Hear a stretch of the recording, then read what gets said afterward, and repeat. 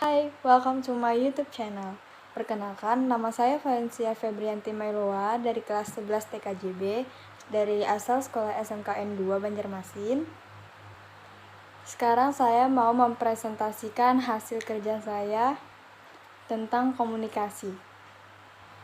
Karena kita lanjut.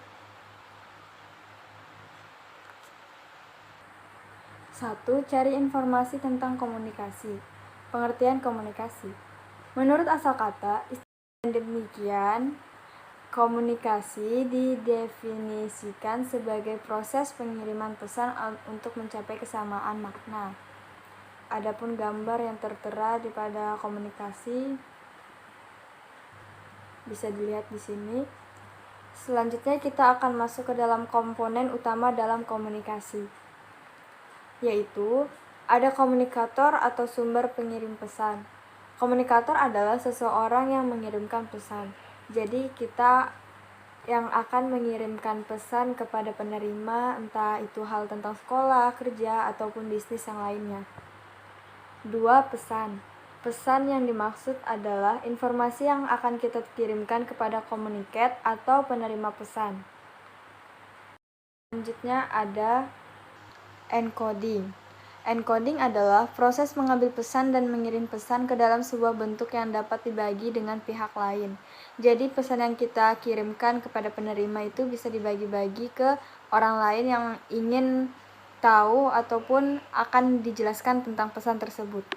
Selanjutnya ada media atau saluran komunikasi atau channel. Media atau saluran komunikasi adalah media yang digunakan untuk mengirimkan pesan, seperti HP, laptop, bisa melalui email, WhatsApp, dan lainnya. Selanjutnya ada decoding. Decoding terjadi ketika komunikat atau penerima pesan menerima pesan yang telah dikirimkan. Berikut terlampir gambar encoding dan decoding. Lalu ada yang menerima pesan dan mengirimkan pesan melalui penjelasan. Selanjutnya kita next. Ada komunikat atau penerima pesan. Komunikasi tidak akan terjadi tanpa kehadiran komunikat atau penerima pesan. Komunikasi dapat dikatakan berhasil manakala komunikat atau penerima pesan menerima pesan yang kita kirimkan dengan baik. Selanjutnya ada feedback. Apapun media atau saluran komunikasi yang digunakan untuk mengirimkan pesan, kita dapat menggunakan umpan balik membantu kita menentukan sukses tidaknya komunikasi kita yang kita lakukan. Selanjutnya ada konteks. Yang dimaksud konteks dalam proses komunikasi adalah situasi di mana kita melakukan komunikasi, entah situasinya berada di pekerjaan, di sekolah, ataupun di lainnya. Selanjutnya ada gangguan atau noise. Dalam proses komunikasi, gangguan atau intervensi dalam proses enkode atau dekode dapat mengurangi kejelasan komunikasi. Entah itu jaringan, kita lagi di pedalaman kan biasanya tuh jaringannya nggak sampai atau apa. Selanjutnya ada efek. Yang dimaksud dengan efek dalam proses komunikasi adalah pengaruh atau dampak yang ditimbulkan komunikasi yang dapat berupa sikap atau tingkah laku komunikat atau penerima pesan. Entah mereka bahagia, sedih, biasa kan pesan tuh ada yang bahagia, ada yang sedih, atau apapun lah itu. Di sini ada gambar dari feedback. Lalu kita next ke halaman berikutnya.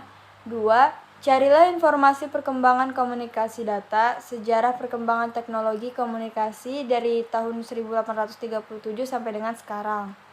Yang pertama itu ada telegraf dan kode Morse tahun 1837. Pada tahun 1837, diciptakan mesin telegraf dan kode Morse oleh Samuel Morse bersama dua kawannya yaitu Sir William Cooke dan Sir Charles Wheatstone. Lalu berikutnya ada faksimile pada tahun 1843. Pada tahun 1843, Alexander Bain yang juga seorang asisten penemu telegraf itu menciptakan mesin faks pertama. Telepon kabel pada tahun 1876. Ditemukan oleh Antonio Santi Giuseppe Meucci atau dikenal dengan nama Antonio Meucci pada tahun 1876. Penemuan telepon dipicu oleh permintaan penggunaan telegraf yang semakin meningkat. Berikut ada gambar dari sini. Kita lanjut ya ke halaman berikut. Film pertama pada tahun 1861. Film merupakan alat komunikasi untuk mengungkapkan gagasan kepada orang banyak. Banyak tuh ya sekarang film-film dari yang muda, tua. Pesawat telepon dan fotografi pada tahun 1877. Berdasarkan pada teknologi telegraf, pada tahun 1877, Alexander Graham Bell menciptakan dan mengembangkan telepon yang dipergunakan secara umum untuk kali pertamanya. Jadi bisa teleponan gitu ya. Selanjutnya ada pita penyimpanan magnetis pada tahun 1899. Pada masa ini untuk kali pertama diciptakan sistem penyimpanan dalam tape atau pita magnetis yang terbuat dari pita plastik kuat yang disebut mylar. Nah, seperti yang kaset-kaset dulu itu ya. Kalau nggak salah sih tahun 2005 ini susah juga ya untuk mengingat. Berikut ada gambar film pertama dan pita penyimpanan magnetis. Kita lanjut ke selanjutnya. Televisi tabung pada tahun 1923. G. Forkin menciptakan televisi tabung dan komponen yang digunakan masih berupa tabung vakum karena pada masa ini belum muncul teknologi transistor.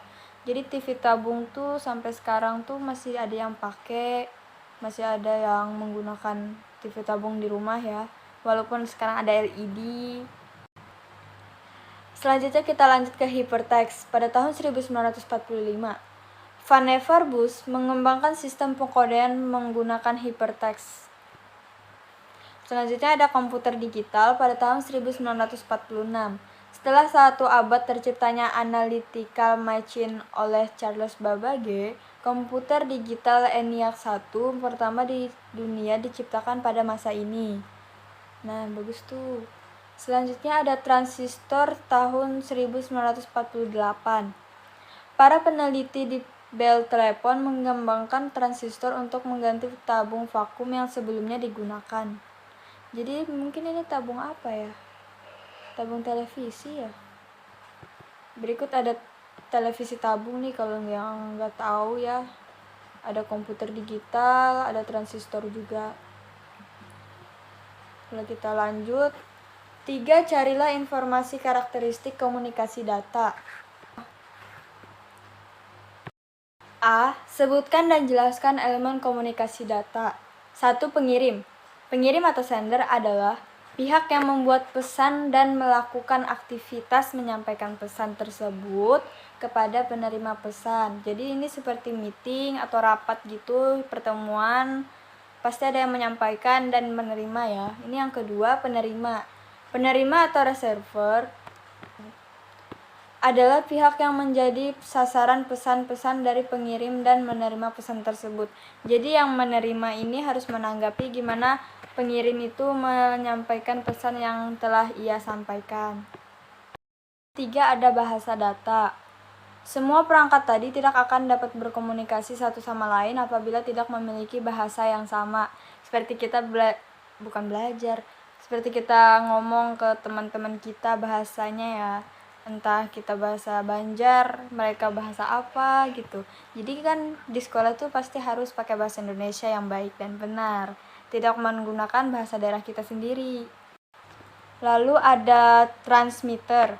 Transmitter adalah alat untuk mengubah data yang dikirimkan dari perangkat keras tertentu agar menjadi sinyal analog agar dapat dibawa oleh media transmisi tertentu. Ini ada contoh gambarnya ya, orang sedang meeting, lagi mengirim pesan dan menerima pesan, komunikasi ya. Kita lanjut ke halaman berikutnya. 5. Encoder. Encoder adalah alat atau pihak yang melakukan pengkodean atau pesan yang ingin dikirimkan oleh penerima.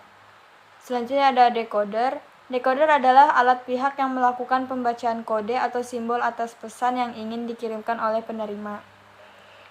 Jadi kayak balasan ya, balasan yang tentang dia udah menanggapi pesan yang dikirim. Lalu ada media transmisi. Media transmisi adalah sarana atau perangkat yang digunakan untuk mengirimkan data dari pengirim kepada penerima.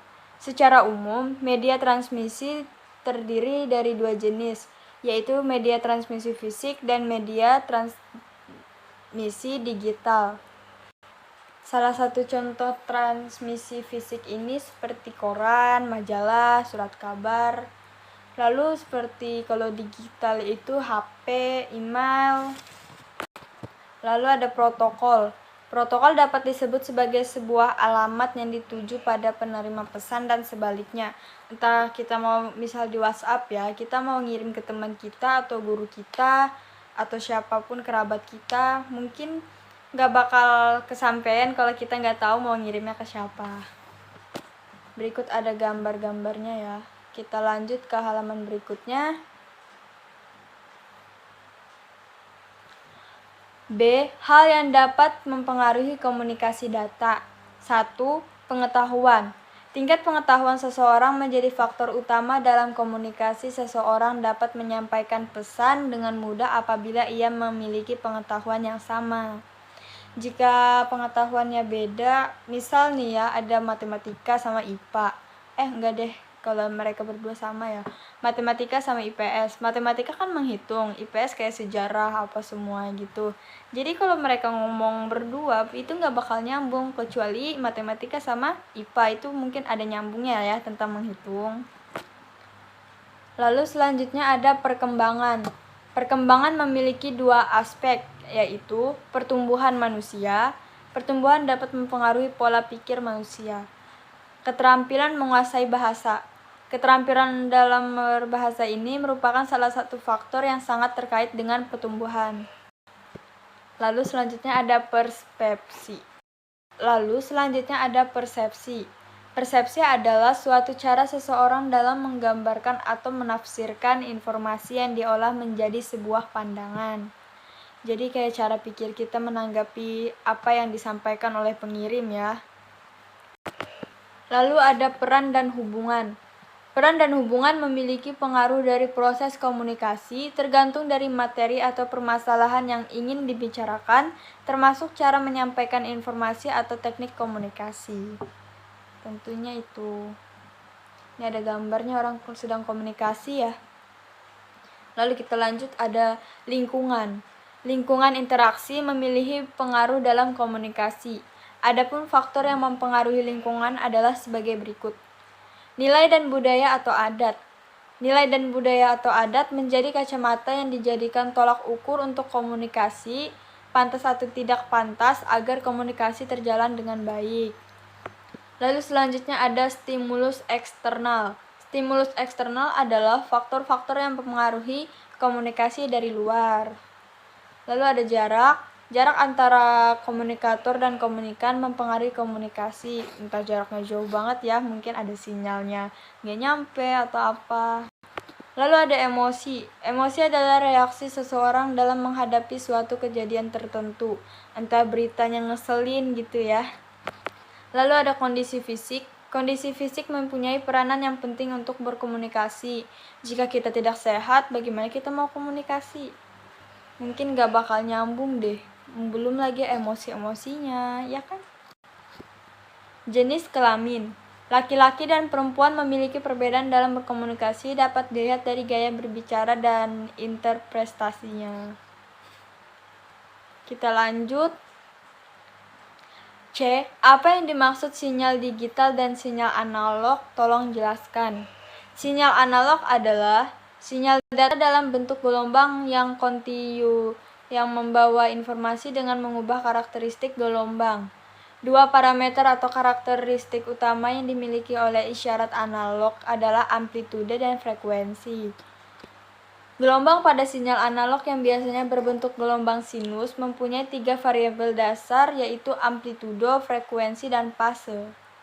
Amplitudo adalah parameter tinggi rendahnya tegangan dari sinyal analog. Frekuensi merupakan banyaknya gelombang sinyal analog dalam satuan detik, dan fase adalah besar sudut dari sinyal analog pada waktu. Selanjutnya ada sinyal digital.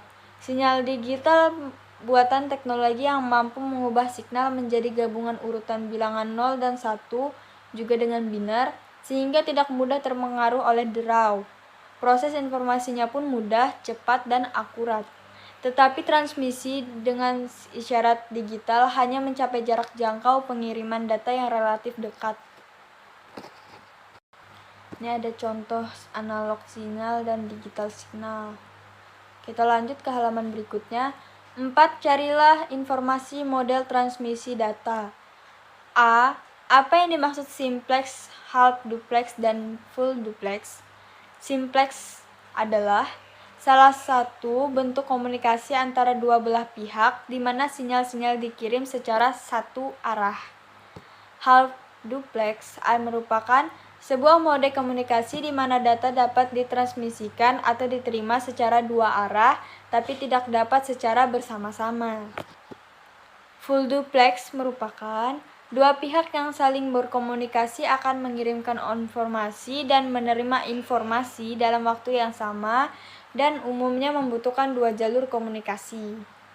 Ini ada komunikasi simplex, half duplex, dan full duplex ya. Kita lanjut ke halaman berikutnya. B. Apa yang dimaksud transmisi serial dan transmisi paralel? Transmisi serial adalah transmisi data di mana dalam satu satuan waktu hanya satu bit yang disalurkan. Dengan demikian, data yang tersisa atas banyak byte dikirim secara berurutan satu persatu. Mode serial membutuhkan sinkronisasi atau penyesuaian yang berfungsi untuk mengetahui bila mana sinyal yang diterima merupakan bit data atau sinkronisasi bit. Mengetahui bila mana sinyal yang diterimanya membentuk sebuah karakter atau sinkronisasi karakter. Mengetahui bila mana sinyal yang diterimanya membentuk sebuah blok data atau sinkronisasi blok. Ini ada contoh gambarnya. Kita lanjut ke halaman berikut. Transmisi paralel. Transmisi paralel adalah transmisi di mana dalam satu satuan waktu beberapa bit, biasanya 8 bit, bisa disalurkan bersamaan. Suatu pengiriman data disebut paralel jika sekelompok bit data ditransmisikan secara bersama-sama dan melewati beberapa jalur yang terpisah. Proses pengiriman data lebih cepat, sistem ini akan lebih efektif untuk transmisi data yang memiliki jarak tidak terlalu jauh. Ini ada contoh gambarnya ya. Kita lanjut ke halaman berikut. C. Apa yang dimaksud teknik pengiriman baseband dan teknik pengiriman broadband? Baseband adalah sebuah metode penggunaan media komunikasi yang frekuensinya dilewatkan melalui suatu pembawa untuk mengalirkan data. Lalu ada broadband.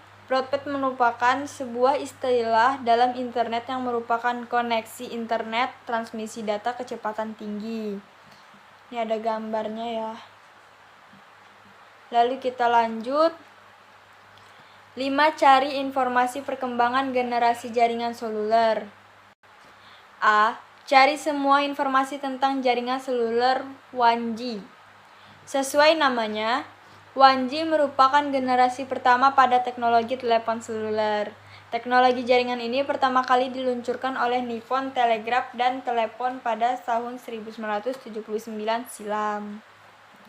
Secara teknis, 1G beroperasi dengan menggunakan sistem analog yang umumnya dikenal dengan AMPS atau Advanced Mobile Phone Service, di mana hanya memiliki kecepatan maksimum 24 kbps. Wah, rendah banget. Di Indonesia, teknologi 1G pertama kali diperkenalkan pada tahun 1984. Kala itu, PT Telkom bersama dengan PT Rajasa Khazanah Perkasa menyelenggarakan layanan komunikasi seluler dengan menggunakan teknologi NMT atau Nordisk Mobile Telephone dengan menggunakan frekuensi. B. Carilah semua informasi tentang jaringan 2G. Teknologi jaringan seluler generasi kedua ini bisa dibilang menjadi awal kelahiran teknologi digital. 2G pertama kali diluncurkan secara komersial di Finlandia oleh Radiolinja pada tahun 1991 dengan mengimplementasikan teknologi GSM9 Global System for Mobile Communication berbasis teknologi TDMA, Time Division Multiple Access. Kehadiran 2G pada saat itu menyuguhkan pengalaman baru dalam berkomunikasi. Bahkan dalam perkembangannya, 2G pun kemudian berevolusi menjadi 2,5G dan dengan GPRS Pocket Radio Service, dan 2,75 dengan EDGE, Exchange Data Letters for Global Evolution, di mana kecepatan maksimal mencapai 473 kbps. Teknologi 2G pertama kali hadir di Indonesia pada tahun 1993 dengan ditandainya proyek percontohan seluler digital dengan standar GSM oleh Telkom, kala itu bernama Telkomsel GSM di Pulau Batam. Wah, Batam. Lalu kita lanjut. 3. Carilah semua informasi tentang jaringan seluler 3G. Nah, 3G nih. Teknologi penerus 2G ini pertama kali diluncurkan pada tahun 2001 oleh operator asal Jepang NTT Docomo. 3G hadir sebagai sebuah solusi akan kebutuhan internet yang meningkat pada masa itu dengan menggunakan standar UMTS atau Universal Mobile Telecommunication System. Dengan hadirnya 3G, masyarakat di seluruh dunia sudah dapat menikmati berbagai macam layanan internet, seperti browsing, pengiriman email, streaming video dan musik, berbagi data, hingga telekonferensi. Kelahiran 3G di Indonesia pertama kali ada di tahun 2005. Wah, pas saya lahir nih. Saat Telkomsel berhasil melakukan uji coba 3G yang berbasis teknologi WCDMA, Wideband Code Division Multiplex Access di Jakarta, yang kemudian dilanjutkan di beberapa wilayah seperti Surabaya dan Batam. 4. Carilah semua informasi tentang jaringan seluler 4G. Kebutuhan akan layanan internet dengan menggunakan teknologi jaringan 4G sama dengan 3G dinilai tidak cukup. Maka dari itu, guna membuat penggunaan layanan internet semakin nyaman, lahirlah 4G.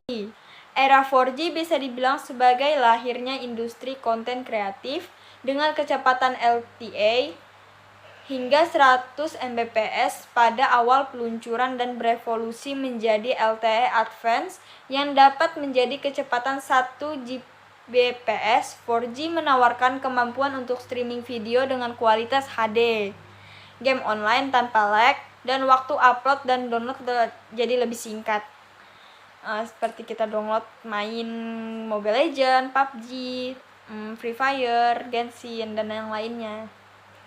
Teknologi 4G Lite pertama kali diuji coba di Indonesia oleh Telkomsel pada tahun 2013, bertempat di Pulau Bali, baru kemudian diluncurkan secara komersial pada tahun 2014 dan menjadikan Telkomsel sebagai operator seluler pertama yang mengoperasikan jaringan 4G terbaik merata untuk seluruh pelanggan dengan coverage penetration 95%.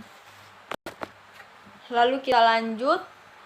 Carilah semua informasi tentang jaringan seluler 5G. Wah, sekarang udah 5G nih guys. 5G lahir sebagai sebuah jawaban atas kebutuhan koneksi ke tahap yang lebih tinggi dalam beberapa tahun ke depan. 5G ini sudah diluncurkan secara komersial di beberapa negara, seperti Korea Selatan, Amerika Serikat, Jepang, Cina, Turki, dan beberapa negara di Eropa. Sebagaimana halnya teknologi jaringan penerus, sudah pasti 5G memiliki kemampuan yang lebih canggih daripada 4G. Antara lain, secara teori dapat mencapai data rate hingga 20 kali lebih cepat 20 Gbps ya. Latensi 10 kali lebih rendah dan jumlah connection density 10 kali lebih banyak dari 4G. Wah, sehingga penggunaannya tidak hanya untuk pemenuhan layanan mobile broadband untuk konsumen, namun juga untuk industri 4. Adapun beberapa contoh use case untuk konsumen seperti Enhance Mobile Broadband, Virtual Reality atau VR, Augmented Reality atau AR, dan Cloud Gaming. Ini kita lanjut, ada gambar dari 5G ya. Lalu ini udah selesai. Terima kasih atas semuanya. Terima kasih sudah menonton channel saya. Maafkan jika ada kesalahan kata dalam penyampaian saya tadi. Sekian dan terima kasih ya.